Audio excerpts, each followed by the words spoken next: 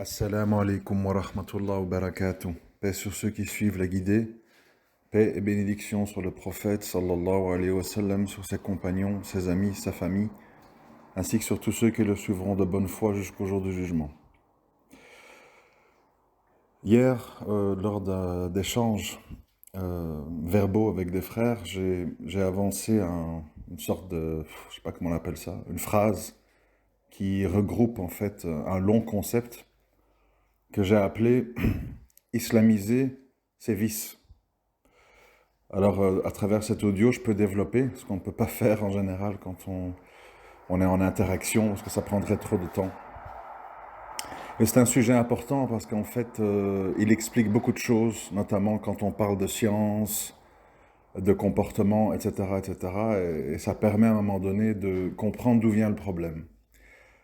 Alors moi, j'ai souvent noté dans ma vie, dans mes rencontres, dans mes dialogues avec X, Y, Z, que comme vous le savez, c'est pas un scoop, hein, Shaitan est un ennemi déclaré et il nous combat de plusieurs façons, chacun suivant ses faiblesses, ses penchants, etc., etc. Et fait partie de ces pièges, fait partie de ces nombreux pièges. D'un moment donné, revenir à l'islam ou se convertir à l'islam en cherchant non pas à se changer à travers le djihad al-nafs, non pas à parfaire les bons comportements, non pas à se désavouer de soi-même, et parce que je vous le rappelle que quand on parle d'alliance et de désaveu, de réprouver le mal, promouvoir le bien, donc al-wala wal-bara, etc., ça s'adresse aussi à notre propre personne. Qu'est-ce que je veux dire par là? C'est-à-dire qu'à un moment donné, c'est bien beau d'acquérir de la science théorique, je précise théorique, puisque de célèbres savants disent souvent le Coran n'est pas fait pour être psalmodié, chanté, récité, il est surtout fait pour être appliqué. Et l'islam, qui puise sa source dans le Coran, c'est le même principe. C'est-à-dire qu'à un moment donné, si l'islam devient exclusivement une mode vestimentaire, une pilosité, des théories, des rêves, des utopies, des choses qu'on dit mais qu'on ne fait pas, etc., etc., ça veut dire que finalement, le but, le vrai but n'est pas atteint, et on aura beau parler, écrire dans tous les sens sur l'islam, avec des montagnes de par cœur, et tel savant a dit, et dans tel musnad il est dit ceci, et dans le chapitre 8 du volume 4 d'Ibn Taymiyyah, il y a ça. Si à un moment donné, votre personne, vous tout seul, tout ceci n'a pas un impact sur vous, autre que de répéter, comme un robot en fait, hein, parce qu'il faut toujours se demander où est l'intérêt à un moment donné d'apprendre ou de converser avec un être humain si en fait c'est un robot, c'est-à-dire une machine qui récite, qui répète, mais qui est incapable d'extrapolation, d'ijtihad, de réflexion, de profondeur, d'analyse, et c'est même pire. C'est-à-dire que si on est un humain robot, le robot, lui au moins, il fait ce qu'on l'a programmé pour, et il ne transporte pas de vices et de machiavélisme et de stratagèmes cachés ou de passions inavouables. Donc à la limite, un humain robot est pire qu'un robot. D'accord? Donc à un moment donné, si on ne veut pas être un humain robot, c'est-à-dire tout en bas de l'échelle, ni un robot, il faut enfin devenir un homme, une femme, musulmane, musulman. Qu'est-ce que ça signifie? Ça signifie qu'à un moment donné, il est préférable, et de nouveau je n'invente rien, il est préférable d'avoir peu de science, mais une science bien comprise, bien méditée, bien analysée et surtout appliquée, que d'avoir des montagnes de science, des montagnes de théories qui servent à débattre dans des combats de coq, oui mais non, parce que tel cher, etc. Tous les jours, moi j'assiste à ça. Hein. Des petits jeunes, hein, parfois, qui ont une mémoire prodigieuse, mashallah, mais dont le comportement et le vocabulaire ne collent absolument pas à ce qu'ils disent. C'est-à-dire qu'ils disent des choses qui servent en fait leur orgueil pour débattre et pour remporter des débats, mais leur comportement, leur vocabulaire, leur façon de répondre, de s'exprimer, n'est pas du tout en phase. On a un petit peu l'impression d'avoir affaire à des schizophrènes. Et c'est là où on se rend compte qu'il y a un problème. C'est-à-dire qu'à un moment donné, c'est un non-sens. Soyons logiques tous une petite minute. À un moment donné, c'est un non-sens de dire Ar-Rahman Ar-Rahim, Ya Allah, pardonne-nous. Les croyants se pardonnent entre eux, la fraternité, la solidarité, l'entraide, etc., etc.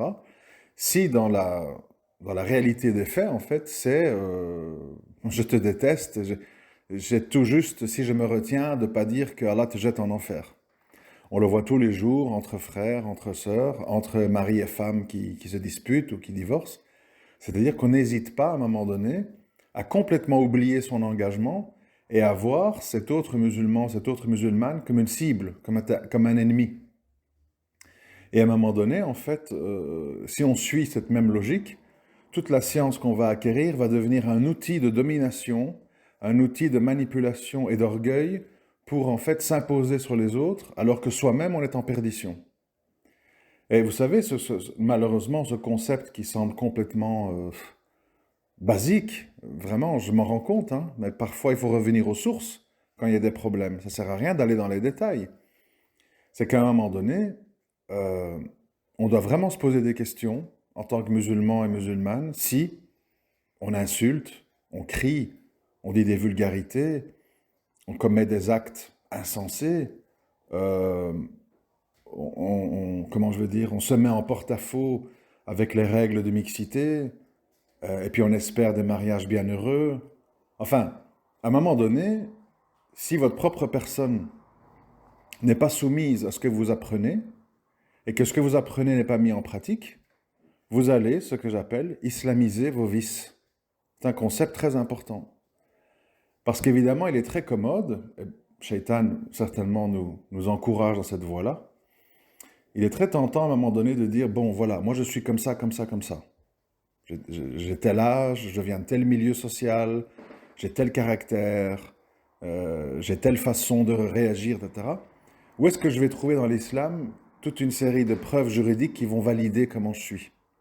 Et alors, les gens qui sont comme ça, ils vont se mettre un petit peu à la recherche, dans tous les courants, dans toutes les écoles, dans tous les avis juridiques, de réponses, d'écrits, d'avis qui vont avaliser ce qu'ils sont. Et ils vont mettre de côté, en fait, tout ce qui leur déplaît, tout ce à quoi ils ne sont pas faits. Et c'est ce qu'on appelle, vulgairement dit, l'islam à la carte. Alors, tu as les gens, ils ne prennent que les sourates où il est question de violence, tu as ceux qui ne prennent que les sourates qui est question de pardon, de miséricorde, etc.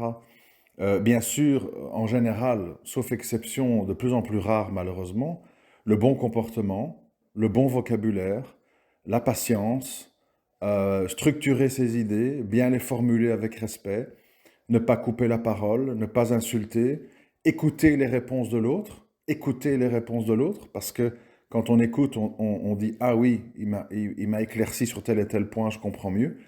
Quand à un moment donné, on est comme une bête féroce, qui mord, qui griffe, qui crie, qui insulte, qui croit qu'elle n'a rien à apprendre des autres, qui n'écoute pas les réponses et tout, ben on est un musulman en théorie, mais en pratique, en fait, on est un espèce de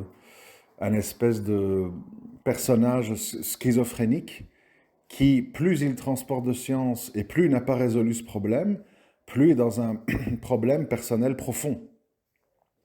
D'où le fait qu'on le sait en islam, les savants ou ceux qui s'avancent pour parler d'islam, etc., ils prennent une très grande responsabilité parce que leur comportement va être écouté, analysé et copié par les gens qui les estiment être des références.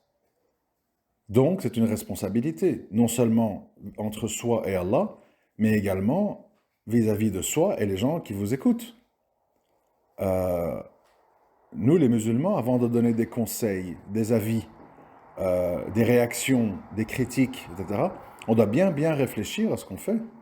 Moi, j'entends beaucoup de gens, ça, autour de moi, ils maudissent, ils critiquent, ils s'invectivent, ils lancent des menaces verbales et physiques pour des désaccords, pour des malentendus, pour des épreuves parfois très légères.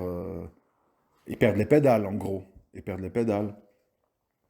Et donc, tout ça pour dire que il faut faire extrêmement attention à cette tentation qui vise à dire je ne vais pas me changer parce que je suis comme ça.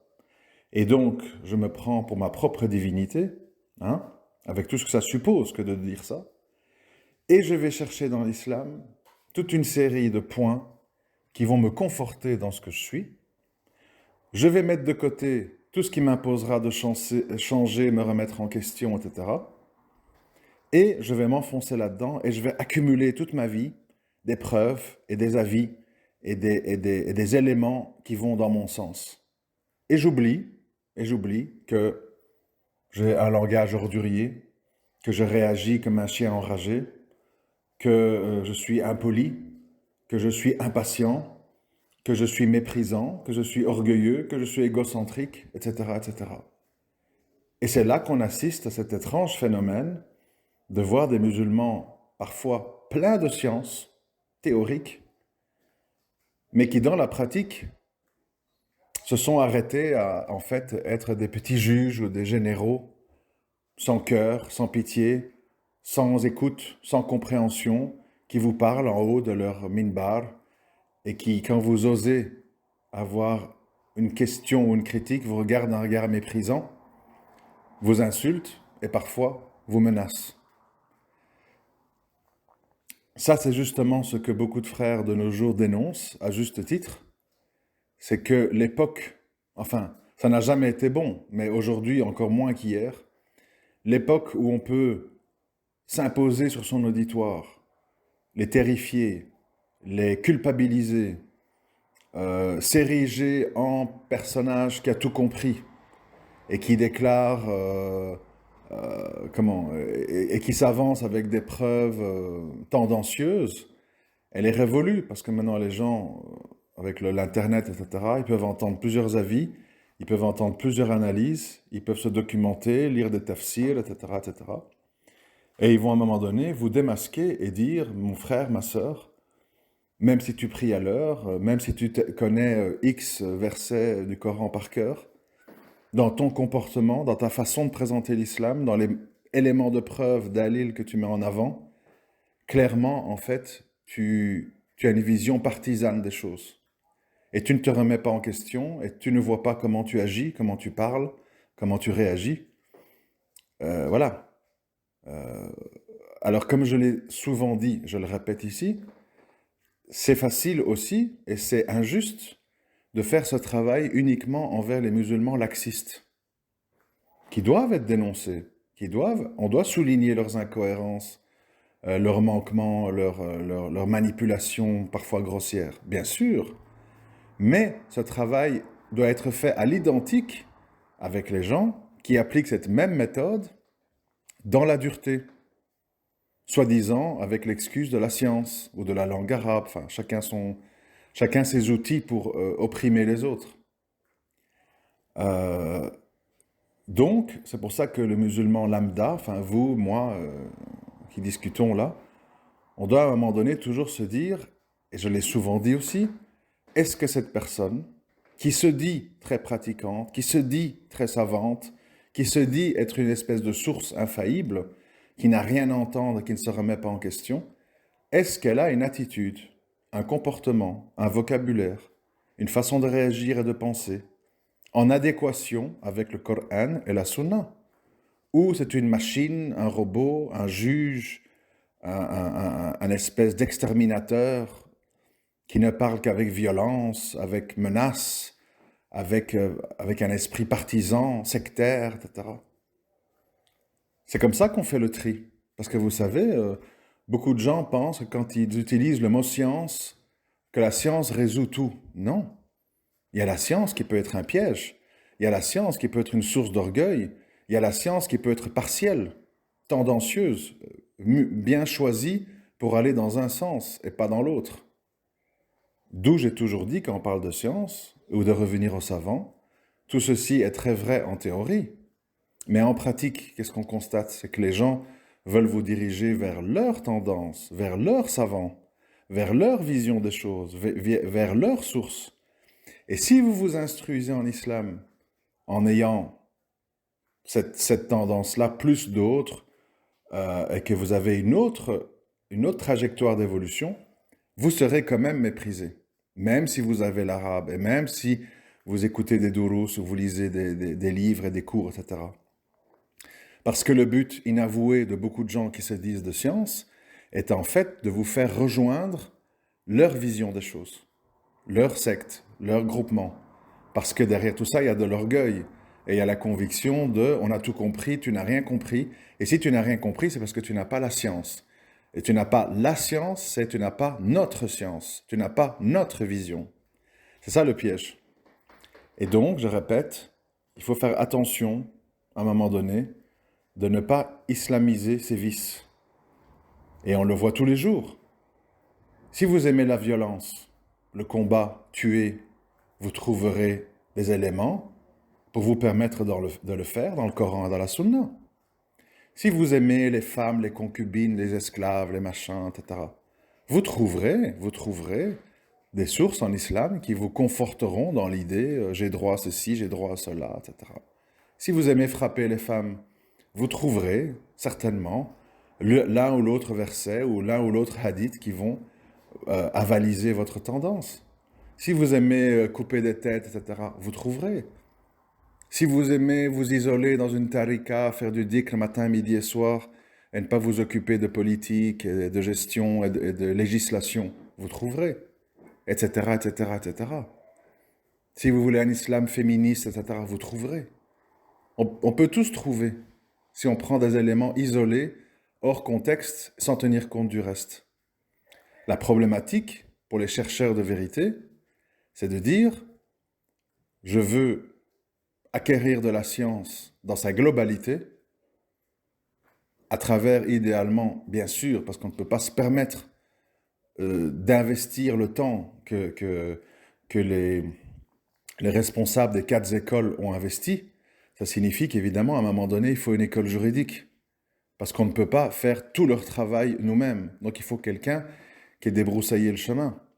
Mais bien faire attention de dire, ou de penser, je tiens compte de tous les avis juridiques de mon école. Je tiens compte de toutes les explications. Je tiens compte du comportement que ces gens avaient entre eux. Les savants, les rapporteurs de hadith, les imams des 4 écoles, etc. Et pas juste, je picore à gauche, à droite, ce qui va me permettre d'islamiser mes vices. Parce que c'est un piège. Alors je sais que c'est compliqué, je sais que c'est un peu casse-tête. Alors, il ne faut pas mélanger ce que je dis avec les péchés. Et je vais vous expliquer la différence avant de conclure pour être bref. Les péchés, on en fait tous, d'accord? Et les meilleurs d'entre nous sont ceux qui demandent pardon à Allah pour leurs péchés. Mais les péchés, on en fait tous. Inévitablement, c'est dans notre nature. Et ceux qui pensent qu'ils n'en font pas, ils vont devenir des orgueilleux et seront réprouvés par Allah. Nous faisons tous des péchés et ce qu'Allah attend de nous, c'est la demande de pardon et de repentir sincère. Ok. Mais quand je parle d'islamiser ces vices, ça veut dire que c'est pas une défaillance. C'est pas que vous avez craqué, vous avez bu un verre, vous avez chatté avec une fille, vous avez fumé une cigarette. C'est pas de ça dont je parle.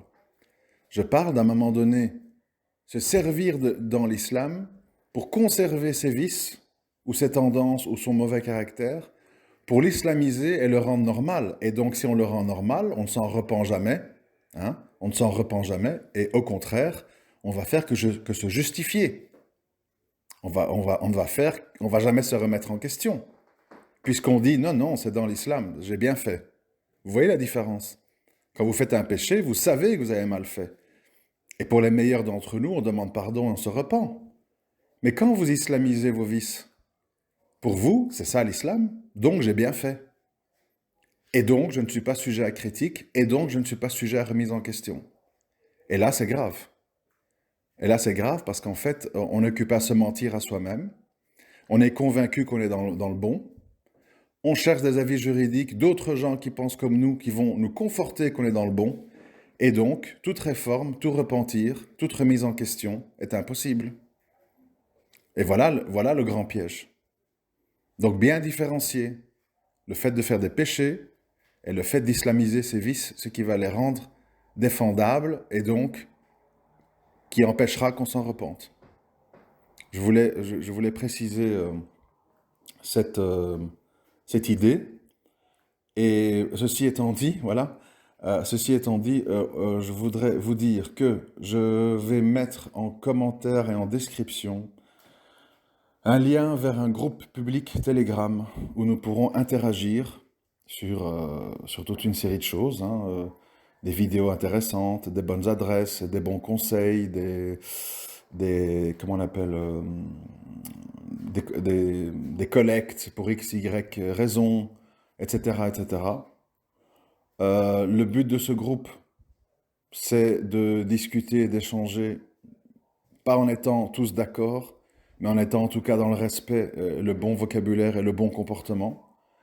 Parce qu'arriver à mon niveau d'évolution d'aujourd'hui, et j'espère qu'Allah va faire que je vais continuer à évoluer, il y a une chose que j'ai bien compris, c'est que oui, le monde est divers, il y a plusieurs tendances, il y a plusieurs interprétations, il y a plusieurs façons de voir les choses, certes, ça c'est respectable et on peut en discuter. Par contre, il est inconcevable, intolérable de permettre à des gens, même s'ils pensent comme nous, même s'ils ont la même croyance que nous, d'être méprisants, arrogants, vulgaires, orgueilleux, etc. Et ça, c'est le genre de comportement que dans ce groupe, je ne tolérerai pas. Parce que tout simplement, je juge que c'est anti-islamique, que c'est pas en phase avec l'islam. Je le rappelle quand même pour les distraits, que le prophète, sallam, il a dit, l'islam est venu pour parachever les bons comportements. Les meilleurs d'entre vous dans la Jahiliya seront les meilleurs dans le Din. C'est-à-dire qu'à un moment donné, si on est un mauvais ambassadeur, si on est un repoussoir, si on est quelqu'un de schizophrénique, de vulgaire, d'orgueilleux, de méprisant, qu'Allah nous aide à changer, mais en tout cas, on ne peut pas propager son comportement, le faire subir aux autres, et plonger les autres dans peut-être la tentation de devenir comme vous en réponse, parce qu'ils seront blessés, ils seront humiliés, et ils vont peut-être être tentés par Shaitan pour être violents, vulgaires ou mal éduqués comme vous. Et donc, ça sera la chose qui ne sera pas permise dans ce groupe. Alors ce groupe, pourquoi? Parce que c'est un petit peu la seule façon d'interagir. Ici, comme je vous l'ai dit, je lis tous vos commentaires, mais je ne peux pas répondre à tous. Mais je lis, donc ne croyez pas quand vous faites des commentaires sous les vidéos, c'est inutile. Twitter, ben, c'est surtout des échanges et des réponses brèves par écrit. Quand ce sont des groupes, il faut attendre son tour, ça prend très longtemps, et puis on est coupé, et puis il y a des insultes, c'est pas l'idéal. Donc il faut trouver une autre manière d'interagir, proprement, calmement, d'où ce groupe Telegram, que je vous invite à faire connaître, hein. Donc ça s'appelle tout simplement @Michael Abourayan. Et le lien vous sera donné dans la description et dans les commentaires. Vous êtes les bienvenus à condition, pas que vous soyez d'accord avec moi, pas du tout, mais à condition que vous acceptiez de contrôler vos façons de réagir, vos mots, votre vocabulaire, votre orgueil, etc., etc. Parce que ça, c'est devenu quelque chose que je ne peux plus accepter, ni dans ma vie privée, ni dans mes interactions, ni dans mes amitiés. Alors je sais qu'on me dira, oui, mais parfois il y a des discours très dangereux qui sont dits avec un ton mielleux, etc., etc. Oui, mais comme ils sont mielleux, il faut les dénoncer calmement. Mais quand on est dans l'offense, dans l'outrance, dans les menaces physiques, verbales, dans les humiliations, les arguments d'autorité, il n'y a plus de dialogue possible, c'est la terreur, on est en plein dans le règne des comportements shaitanesques, et ça, c'est pas possible. Ça rejoint d'ailleurs tout ce que je viens de dire ici plus tôt, ça consiste à islamiser ces vices, et si vous avez des vices, il faut les corriger avant de prendre la parole en public, avant de vous exprimer et avant de mettre votre science en avant. Parce que si vous mettez votre science en avant avec vos vices, ça sera un élément de frein très important dans la propagation du message. Et voilà pourquoi l'islam, c'est avant tout, après une bonne croyance, c'est un bon comportement. S'il n'y a pas le bon comportement, s'il n'y a pas la bonne façon de parler, de s'exprimer, de réagir, on devient inaudible et on devient un mauvais ambassadeur pour l'islam vis-à-vis des incroyants comme vis-à-vis des musulmans, tout simplement. Je vous remercie de m'avoir écouté. À très bientôt, Inch'Allah. Assalamu alaikum wa rahmatullahi wa barakatuh.